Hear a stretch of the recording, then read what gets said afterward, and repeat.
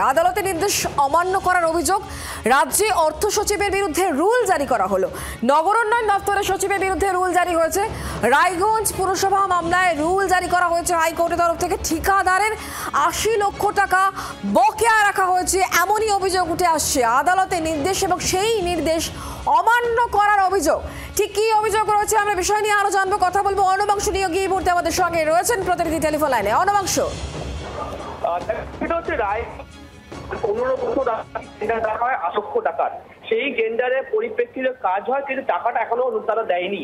একাধিকবার হাইকোর্ট নির্দেশ দেওয়ার পরেও কিন্তু সেই পুরসভা কিন্তু টাকাটা স্যাংশন করেনি, সেই টেন্ডার সংস্থাকে বা সংস্থাকে তারা টাকাটা পেমেন্ট করেনি।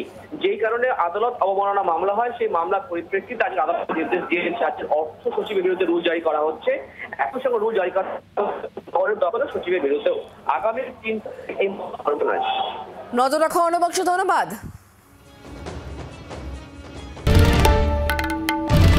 বাংলার আওয়াজ, বাঙালির আবেগ, জি ২৪ ঘন্টা।